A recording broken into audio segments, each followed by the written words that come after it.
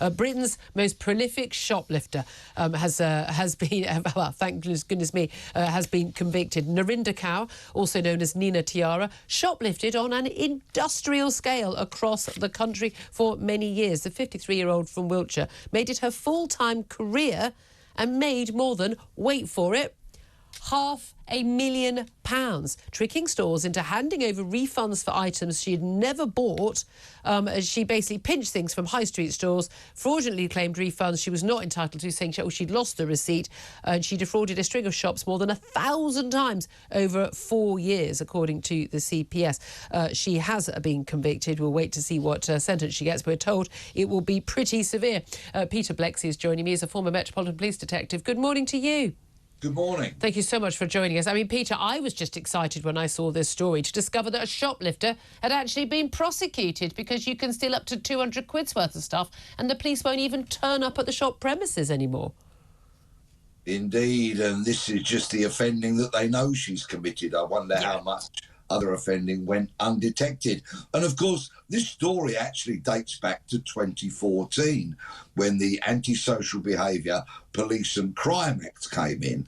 And essentially it said that anybody convicted of or arrested for shoplifting of goods up to the value of £200 could be tried in the lower court, the magistrates' court.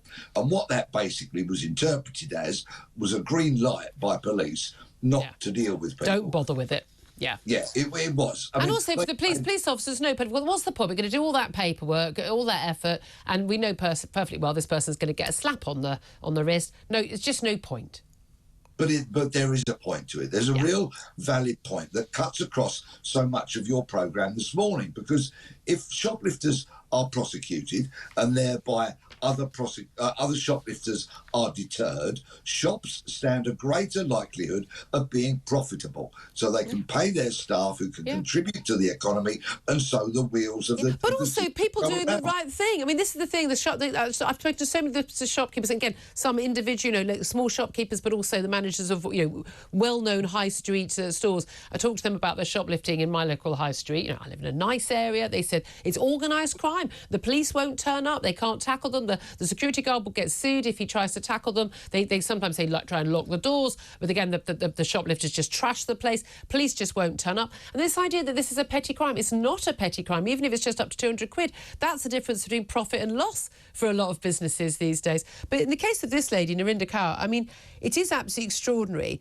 They used financial data, retail records, witness evidence and CCTV footage to actually convict her of 26 counts, including fraud, possessing and transferring criminal property and perverting the course of justice. But basically what she did, she would go to different stores, she would spend money, she'd often spend over a period of time, a couple of £1,000s or more in some of these stores, but then she would be shoplifting goods and then returning those goods, saying, oh, I haven't got the receipt for that one, but can I just swap it for something? And then basically ending up with the money. But the sort of sums, TK Maxx defrauded by £14,500.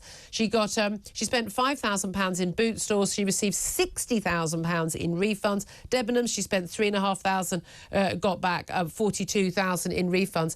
And again, this is about a trust element, isn't it? And customer service being good and being helpful, and all the times that we've lost a receipt, and the shopper said, oh, no, that's fine, don't worry.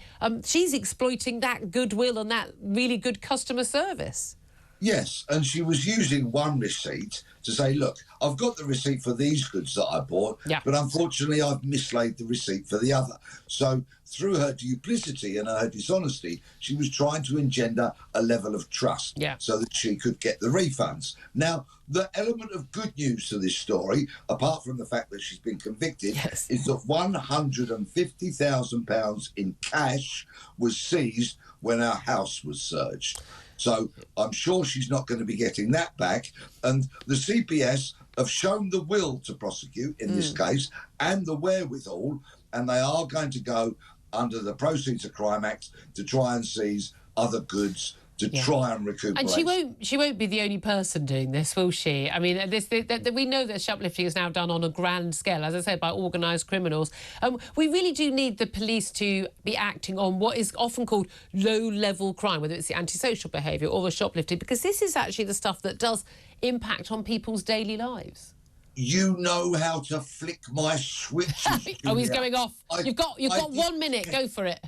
I detest that expression, low level, because it's not low level if you are that small shopkeeper. It is anything but. It's like low risk and low level. These are phrases designed by senior police officers so that they do not have to do their fundamental jobs.